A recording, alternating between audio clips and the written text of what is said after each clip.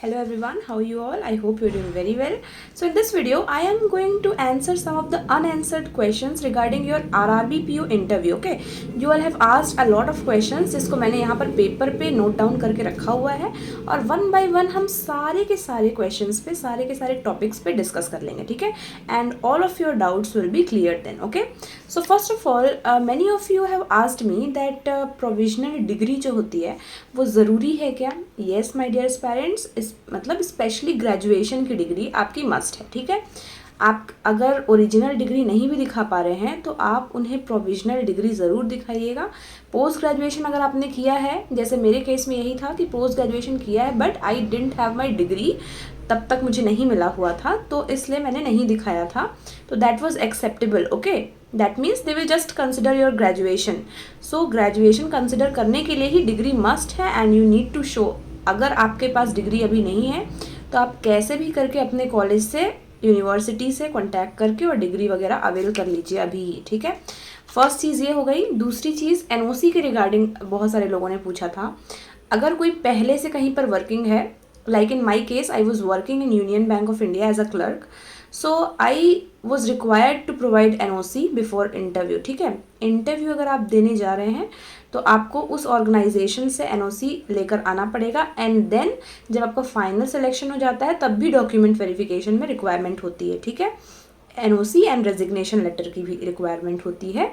तो क्वेश्चन ये आया था कि प्राइवेट ऑर्गेनाइजेशन में अगर कोई वर्किंग है तो उस केस में एनओसी रिक्वायर्ड है क्या? तो ऐसा कोई नहीं है, ऐसा कोई रिक्वायरमेंट नहीं है. प्राइवेट ऑर्गेनाइजेशन में अगर आप वर्क करते हैं तो एनओसी वगैरह रिक्वायर्ड नहीं होता है, ठीक है? What is NOC? No objection certificate. The organisation जिसमें आप वर्क कर रहे हैं वो आपको नो ऑब्जेक्शन का एक सर्टिफिकेट दे रहा है कि आप इंटरव्यू में जा रहे हैं, हम आपको अलाउ कर रहे हैं और इन केस आपका अगर हो जाता है सिलेक्शन तो हम आपको रिलीव भी कर देंगे. इस तरीके से एक नो ऑब्जेक्शन सर्टिफिकेट होता है. और एक और चीज़, नो ऑब्जेक्शन सर्टिफिकेट जो आप लेकर जाएंगे ना, उसकी ट्राई करिएगा कि उसकी ओरिजिनल कॉपी जैसे आपके हेड ऑफिस से या आरओ से मिलती होगी या कोई भी आपकी जो भी ऑफिस से मिलती होगी या आपके डायरेक्टली ऑर्गेनाइजेशन प्रोवाइड कर देते होंगे तो बहुत अच्छी बात है.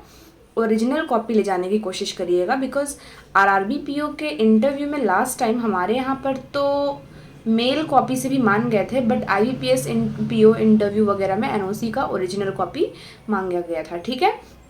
दूसरी बात, एडमिट कार्ड का क्या करते हैं, हमें स्टूडेंट्स को आदत होती है कि सिर्फ फर्स्ट पेज हम लोग प्रिंट करवाते हैं. ऐसा मत करिएगा. आपके इंटरव्यू का जो भी कॉल लेटर आपके पास आया है उसके पूरे पेजेस प्रिंट करवाइएगा. ये बहुत इंपॉर्टेंट चीज़ मैं बोल रही हूँ. वहाँ पर बिल्कुल आपको एम्बैरसिंग फील करवा दिया जाएगा. पूरे के पूरे पेजेस आप प्रिंट करवाइएगा. उसमें अगर 4-5 जितने पेजेस होते हैं, आई थिंक उसमें लास्ट में वो सेल्फ डिक्लेरेशन वगैरह सब रहता है, सब कुछ प्रिंट करवाना है, ठीक है? और उसके बाद ओबीसी से रिलेटेड ये है, कास्ट सर्टिफिकेट में अगर आप क्रीमी लेयर में आते हैं तब वो आपको जनरल की तरह ही ट्रीट करेंगे, इसलिए आप ओबीसी की कैटेगरी में फिर नहीं कर सकते. और ओबीसी का जो सर्टिफिकेट होगा आपका, it should have been issued within 1 year prior to the interview date. Okay, तो ये चीज़ आप याद रखिएगा. पहले का मत ले जाइएगा, 1 साल के अंदर का ही होना चाहिए, ठीक है? उसके बाद students must be well dressed. Many of you asked me, especially girls were asking कि किस टाइप का ड्रेस होना चाहिए. तो देखिए, first of all let me talk about the boys. Then you need to have a shirt, formal shirt, pant, formal shoes. And आपका जो shirt होना चाहिए ना वो लाइट ब्लू, वाइट या लाइट पिंक, एकदम लाइट कलर में इस तरीके से आपका शर्ट होना चाहिए. और ब्लेज़र देखिए रिक्वायर्ड नहीं है लेकिन जनरली लोग वहाँ पर पहनते हैं. आप थोड़ा सा ना वेदर के अकॉर्डिंग चीज़ें करिएगा क्योंकि कई बार ऐसा होता है कि बिल्कुल गर्मी पड़ रही है. अभी तो अक्टूबर में वैसे भी इस तरफ तो गर्मी पड़ ही रही है. आप उस अकॉर्डिंग करिएगा बिकॉज आप वेट करते करते ना ब्लेज़र की वजह से आपको बहुत ज़्यादा सफोकेशन वगैरह लग सकती है, ठीक है? तो इसलिए थोड़ा वेदर के अकॉर्डिंग करिएगा. ब्लेज़र रिक्वायर्ड नहीं होता है, ऐसा कंपलसरी नहीं होता है, बट अच्छा लगता है, आप पहन सकते हैं, ठीक है? और टाई तो नॉट रिक्वायर्ड है, यू मे और may not. Okay, so this was about boys.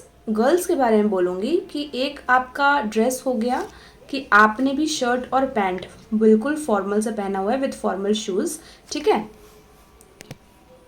With formal shoes. And एक ड्रेस हो गया कुर्ता लेगिंग्स आपका, उसमें आप दुपट्टा ले सकते हैं, नहीं भी ले सकते हैं. कुर्ता आपका बिल्कुल वैसा कलर का होना चाहिए जैसे मैंने बॉयज़ का शर्ट बताया, बिल्कुल आपका लाइट कलर का होना चाहिए और casual, that means solid colour का होना चाहिए, ठीक है। ऐसा नहीं कि उसमें कुछ बना हुआ है, ऐसा नहीं, सॉलिड होना चाहिए। एंड विथ लेगिंग्स, और जनरली ये सबसे ज़्यादा देखने को वहाँ पर मिलता है कि आप समझ लीजिए लाइट ब्लू कलर का आपने कुर्ता पहना है, वाइट कलर की लेगिंग्स पहनी है और वाइट कलर का दुपट्टा। अगर आप दुपट्टा ले रहे हैं तो बिल्कुल उसे फोल्ड करके एक तरफ में लीजिएगा, ठीक है। तो इस तरीके से ही होता है। मैंने भी पहना हुआ था ग्रीन कलर का, एकदम लाइट ग्रीन कुर्ता पहना था मैंने, वाइट लेगिंग्स पहनी थी, वाइट दुपट्टा पहना था। और IBPS PO के इंटरव्यू में भी बस मैंने कुर्ता अलग पहना था, लाइट पिंक पहना था। तो इसी तरीके से पहनते हैं, वो आप देख लीजिएगा। और पैंट शर्ट वगैरह भी you can wear, but only if you are comfortable, जिसमें भी दोनों, जिसमें आप कंफर्टेबल हो वो वेयर करिएगा। क्योंकि ऐसा नहीं कि समझ लीजिए आप बिल्कुल भी कंफर्टेबल नहीं कुर्ता लेगिंग से, वो आपने पहन लिया आपको अजीब लग रहा है, आप बिल्कुल भी कंफर्टेबल नहीं है पैंट शर्ट में, वो आपने पहन लिया और आपको अजीब लग रहा है। ऐसा नहीं करना है, कॉन्फिडेंस होना चाहिए बिल्कुल, ठीक है। हमारे फेस में कॉन्फिडेंस होना चाहिए। मेकअप वगैरह मत करिएगा, नो मेकअप लुक आपका हो सकता है, बट वो लिपस्टिक वगैरह यूज़ मत करिएगा, नेल्स पे नेल पेंट वगैरह यूज़ मत करिएगा, नेल्स कट कर लीजिएगा। और अगर आपके लंबे हेयर्स हैं तो आप उसे टाई करिएगा पोनीटेल में, और या तो प्लेट्स भी बना सकते हैं। और अगर शॉर्ट हेयर्स हैं तो थोड़ा बहुत क्लिप वगैरह लगा लीजिएगा, ठीक है। और हील सैंडल्स वगैरह मत पहनिएगा, कैजुअल, बिल्कुल कैजुअल पहनिएगा, ठीक है। So that was about dress. दूसरी चीज़ कि आप ये भी पूछ रहे हैं कि व्हाट टू स्टडी, तो फर्स्ट ऑफ ऑल मैंने एक प्लेलिस्ट बनाई हुई है इंटरव्यू रिगार्डिंग, वहाँ पे 5 लेक्चर्स मैंने लिए हुए हैं और 5 लेक्चर्स में आपको डिटेल में बहुत सारी चीज़ें कवर हो जाएंगी। सबसे फर्स्ट ऑफ ऑल आप उसको जाकर देखिएगा। और मैंने अपने इंटरव्यू के प्रिपरेशन के समय सेल्फ नोट्स बनाए थे और उसी से रिगार्डिंग पूरे मैंने लेक्चर अपलोड कर दिए हैं, तो उसको जाके आप देख सकते हैं, ठीक है। कई लोग कहते हैं आप अपने नोट्स भेज दीजिए, नोट्स मैंने बहुत रफ में बनाए हैं, समझ में आ रहा है, बहुत आपको इशू होगा उसे पढ़ने में। तो मैंने उसी से रिलेटेड जिस वक्त मैंने वो वीडियोस बनाए हैं ना, उस वक्त there was no such thing like YouTube के लिए मैं बना रही हूँ, that was for myself, because मैं चाहती थी कि मैं पढ़ते पढ़ते वीडियो बनाती जाऊँ और लास्ट में उसी को 2x पे देखकर, 2 मल्टीप्लायर पर देखकर मैं उससे रिवाइज कर लूँ। तो इसलिए मैंने अपने लिए ही बनाया था, तो उसमें सब कुछ इंक्लूडेड है, ठीक है। तो आप जाके उन 5 वीडियोस को ज़रूर देखिएगा और मेरा इंटरव्यू एक्सपीरियंस का भी वीडियो डला हुआ है, वो भी देखिएगा। और मैंने जब प्रिपेयर किया था तो एक तो सेल्फ नोट्स बनाए थे और दूसरा अनिल अग्रवाल सर का भी प्लेलिस्ट दिया हुआ है उन्होंने, उससे भी मैंने पढ़ा था, ठीक है। करंट अफेयर्स आप पूछते हैं, 4 मंथ्स का करंट अफेयर्स इनफ है। आप अपने ग्रेजुएशन का जो बैकग्राउंड रहा है, आप अपने पोस्ट ग्रेजुएशन जिस चीज़ से आपने किया है उसको थोड़ा सा ना आप एक बार देखिएगा। सब्जेक्ट्स कई बार ऐसे होता है, जैसे मेरे साथ तो यही हुआ है कि मेरा जस्ट लिया गया ऐसा बायोडेटा, उसमें जो पोस्ट ग्रेजुएशन है लिखा हुआ था मेरे सब्जेक्ट्स के नेम, मेरे रिजल्ट को दैट मीन्स उन्होंने लिया और फर्स्ट क्वेश्चन ही वहीं से स्टार्ट किया कि आपने पोस्ट ग्रेजुएशन जो पब्लिक एडमिनिस्ट्रेशन में किया हुआ है तो उसका ये सब्जेक्ट है, इस सब्जेक्ट में आपने क्या पढ़ा, डायरेक्टली फर्स्ट क्वेश्चन। तो थोड़ा सा इस तरीके से ज़रूर देख लीजिएगा, ठीक है। उसके बाद बैंकिंग अवेयरनेस थोड़ा बहुत प्रिपेयर्ड रखिएगा, ये सारी चीज़ें आपको देखनी है। करंट अफेयर्स जिस तरीके से हम प्रिपेयर करते हैं वैसे ही, ठीक है। उसके बाद देखिए बेसिक क्वेश्चंस जो हैं उसको एकदम से प्रिपेयर्ड रखिएगा। मैंने अपने जो वीडियोस बनाए हैं ना उसमें बेसिक क्वेश्चन किस तरीके के होते हैं वो आपको पूरा प्रिपेयर करवा दिया है, आप देख लीजिएगा। और जैसे आप ऑलरेडी जॉब में है ना, तो ये चीज़ मैं आपको बता रही हूँ, अपने एक्सपीरियंस से बता रही हूँ, IBPS PO इंटरव्यू के एक्सपीरियंस से, कि अगर आप ऑलरेडी जॉब में हैं तो थोड़ा सा सोच समझ के उन्हें बताइएगा कि हम क्या करते हैं वहाँ पे। बिकॉज हो सकता है आप उनको कुछ बता रहे हैं, आपसे इस लेवल के क्वेश्चन पूछ लिए गए तो बोलेंगे कि आप तो जॉब करते हैं तो आपको कैसे नहीं पता ये सब।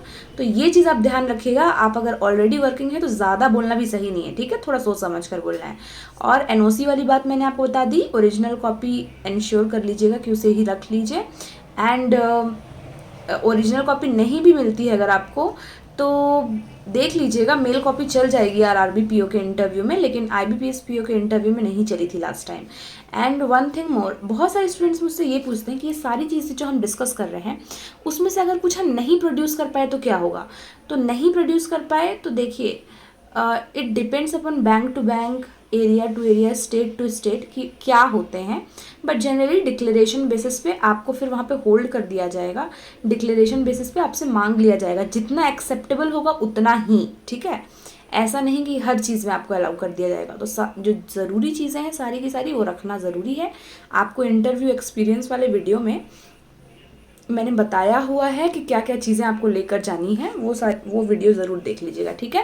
सो that was all my dear parents. अगर इन सभी से भी अलावा आपके पास और भी कुछ क्वेश्चंस होंगे तो आप ज़रूर पूछिएगा।